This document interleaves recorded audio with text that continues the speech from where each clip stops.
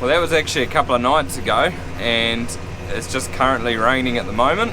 It's only sort of like a passing shower, this one. But good morning, everyone. So we've had a lot of rain in the last couple of days. This morning's actually Monday, and since Thursday we've had about 150 mils, which is quite a lot for this time of the year. But it is good, we need rain.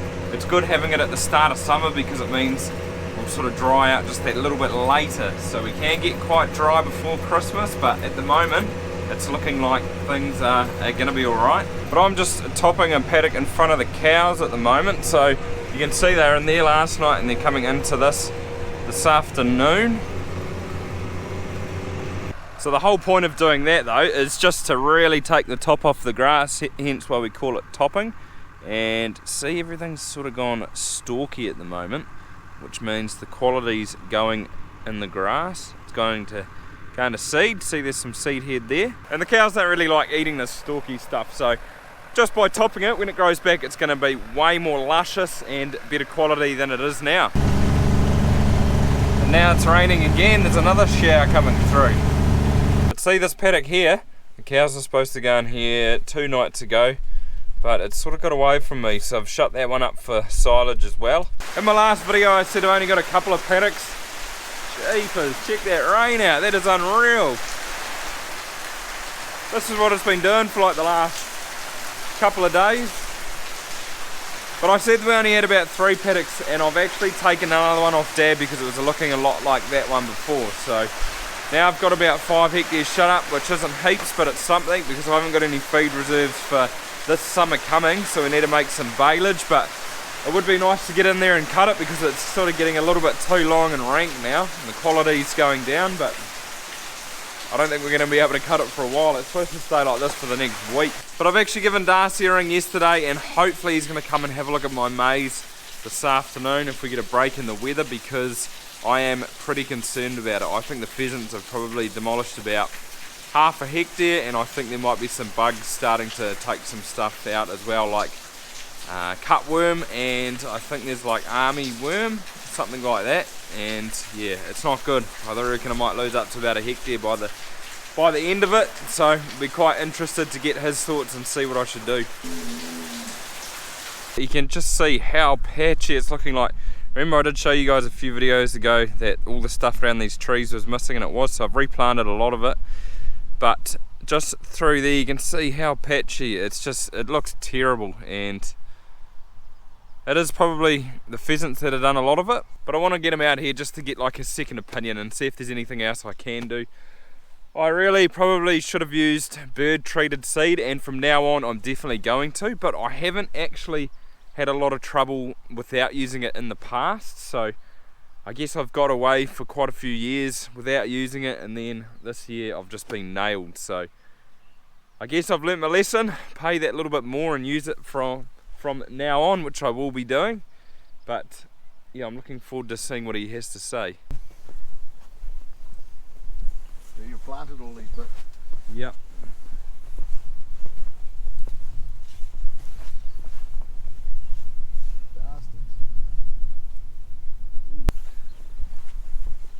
So this was all birds, you reckon?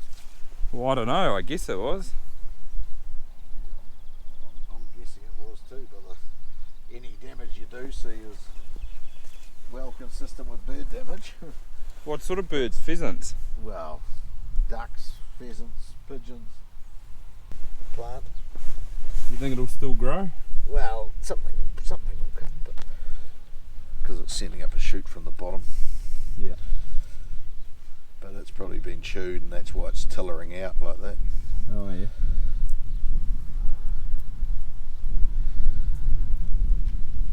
It's a bit hard to tell this far after the event,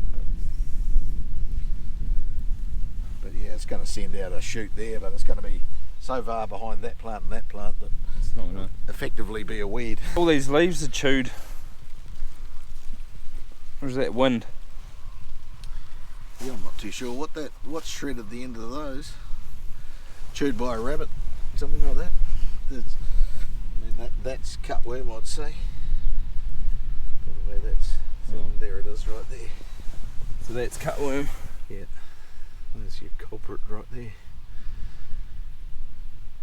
That'll still grow though, won't it? Yeah, that'll still grow because it's just trimmed it up, you know, well above the growing point, so it'll still grow. But again, it's going to be so far behind that one and that one that whether it really comes to anything useful would be doubtful. You can see definitely looking from it this way, it is just real patchy. This whole row's been pretty much taken out. Look at that, unreal. That paddock over there, that's pretty patchy too. So the verdict for this paddock is ducks, probably ducks, not pheasant. Well, maybe a combination. Combination, yep. Combination, but we're at a stage now where they're probably big enough to, they won't get harassed quite so much. That's right, yep. Alright. Still not nice seeing a paddock that looks terrible and holy and patchy and yeah. I mean, I still don't really think it's worth coming back and ripping out all the good ones to plant a few. no, Start again, basically. no, nah. You'll lose how old's this crop? A month or something? It was like the 20th of October. So you'll lose a whole month's growth. Yeah. Yeah, so not worth replanting. But yeah, I'm just gonna have to look at it for the next 3 or 4 months, unfortunately. Now on to the direct drilling. So this is where, oh, you can see that line that's been mowed straight through there. That is weird.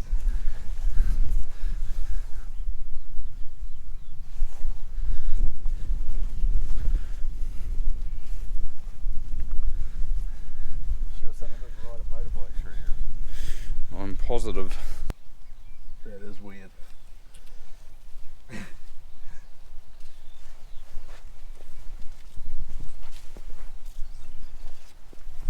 Because every row has got something. Yep.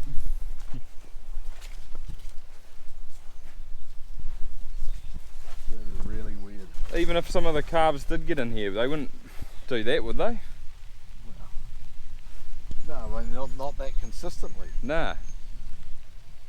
No, I think they'd tend to run up bloody here anyway. Well, yeah, they wouldn't, and they wouldn't break plants on every single row like that.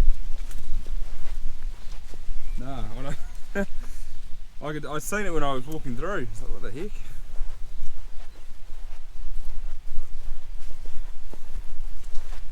It goes on for friggin' ages.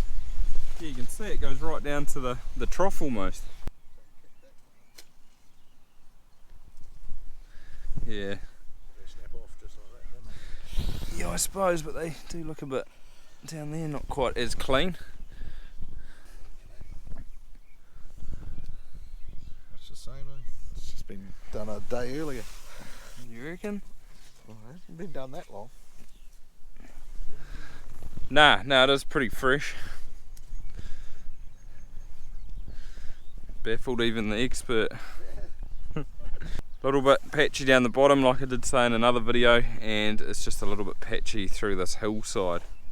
But other than that, up the top here it doesn't look quite so bad. So every paddock's got its problems, it seems, this year, unfortunately. But it should grow. It's actually growing quite well. The other two that were direct drilled next door look pretty good, and it looks good when you look at it from that angle. Looks really good. So this track's pretty obvious from here, look at that. Hopefully you can see it on the camera, but straight through there. Darcy thinks it's man-made, whereas I say it can't be, because me and Dad are the only ones that would come here, and we definitely haven't done it. I know that for a fact. So stumped them. So, what's the verdict? It's raining. It's raining, it is raining. We did get a little bit wet, but it looks pretty bad, doesn't it? It's not the best crop around, that's for sure. Oh, yeah, well, it's, yeah, you've got a multitude of sins contributing to that, but, yeah, I think on the whole, you'll end up with something reasonable out of it, and it's certainly not worth a replant. So Nah, I think we'd do more damage than good by putting the planter through it again, but I guess I'm a little bit lucky I planted planted more than I thought this year, so I only wanted 7 hectares and we did 8.3, so I guess I sort of saved myself there. But how much do you reckon's damage? Half a hectare to a hectare? Oh, I'd struggle to get to a hectare, that's for sure, but yeah. Half hectare at least? Yep. Which is, quite a bit. It's hard to assess. It's more like, some of those other paddocks, the population will be down in the 80,000, 80 to 90,000 instead of sort of 95 to 100. It was only planted at 90, so. Oh, was it? Yeah. You're getting cheap on seed. I didn't have enough seed to do 95. I thought I was going to do 95, but maybe that's something I'll look at doing next year, raising the population just a little bit too. And sporadic damage like that, it's so hard to get a decent gauge of your population. That's why I didn't bother counting any, but nah. Just sort of looking at it by eye. Nah, but I originally thought it was all pheasant damage, and they probably have done some, but could be ducks as well. Yeah. And pigeons maybe. Yeah. Random damage out in the middle of the paddock like that. Sort of points to ducks. There wasn't really anything for rats to live in, so that's the other culprit you'll get around water troughs and things like that. But, yeah. We're quite away from those. Yeah. And they're like the pukekers, they're quite lazy. They tend to feed close to where they're hiding. I haven't actually seen too many. There might be a little bit of damage on that little paddock with some, but are we through the worst of it now? Yeah, I think it's getting too hard at work for birds to dig that stuff out now. So yeah, I think damage will pretty well stop there. There'll be a little bit of cutworm still go on. It's not too big for cutworm, but how many weeks do you reckon we're off getting damage from that cutworm? Oh, they'll as the cutworm gets bigger, they seem to topple bigger and bigger plants. Oh, yeah. They'll topple knee-high plants. So you can spray insecticide for cutworm, but it's not really worth it with the amount of damage you're seeing. Yeah, unless you wanted to, clean up that creeping yellow cress as well, and you just do a bit of insecticide with that. But oh yeah. Again, it's not a tall growing weed. It will compete with the maize a little bit at the moment because it is quite thick in that paddock. That's really the only paddock though, isn't it? So yeah, that's right. Do I do it or leave it? Oh, I mean, I would do it because it just grows and is there for next year. But yeah. And I'd like it to go in permanent after this year. So decisions. But it's too wet to spray at the moment anyway. That's so right. I've probably got a week to think about it. That's right. So I guess it's not the worst crop around, but it's probably close.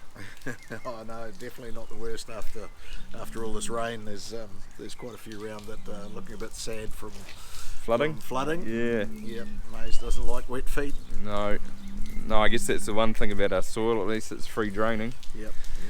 Oh well, that's what it is, I guess. Well, you can see that corner of yours. It is low lying. Yeah. Yeah. There's virtually nothing there, is there? Yeah, that real clay stuff in there. Yeah, but I mean it's just because it's so wet and it's it's gone pretty hard now. Yeah, it's not going to get any better.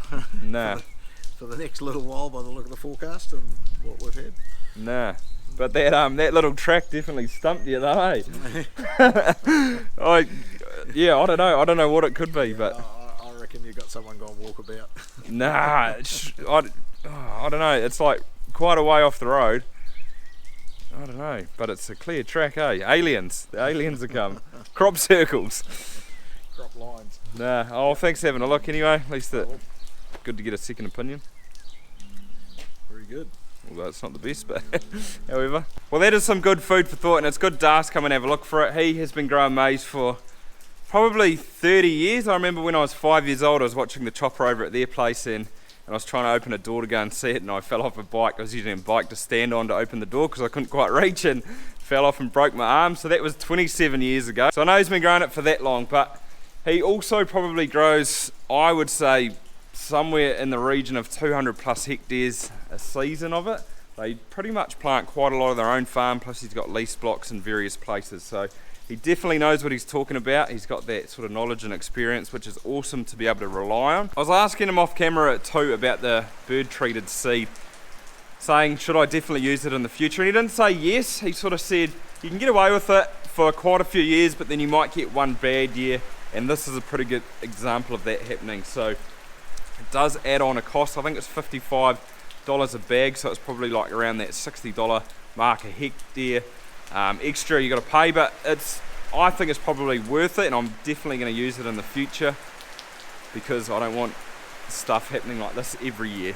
But it's actually the next day now, and it's just another wet and windy one, which is really no surprise. But a few of you might be wondering, well, maybe it's because you've strip tilled and direct drilled the maize that's had an effect as well, and should I go back to using the plough, sort of conventional cultivation again? And the answer to that is probably not. And you can see here, this was the direct drilled maize paddock, and it looks pretty good. Like this one and that one are looking, yeah, not too bad. So I think it's working all right. And this is one of Darcy's maize paddocks, and it looks really good. This is strip tilled as well, and it looks a lot better than mine. So as you can see, it does work pretty well. And the really interesting thing is I've actually seen quite a lot of pheasants come out of that crop and come onto this side of the road, and it hasn't been touched. So obviously that bird treatment does work, and yeah, I should definitely be using it next year. But I was actually speaking to Bills, who works at Finch's. He's one of the ops managers there, and he was ringing up to talk about side dress with my maize, and I said no, I don't usually do it. But I also said I've got some more silage paddocks shut up, but we'll be about a week away till we can sort of get them cut and baled, which is all good. But he reckons if you're ringing up now to book in silage, there's at least probably like a 2-week wait. So they're going to be sitting around doing nothing while this rain's happening, and then when it's all go, they're going to be flat tack. Everyone's got quite a bit of grass at the moment, so I'm glad I booked mine in early on, because I'm sort of at the top of the list, or near the top anyway. But that'll pretty much do it for this video, guys. So I hope you enjoy it. If you did, give it a thumbs up, that'd be awesome. And apart from that, see you next time.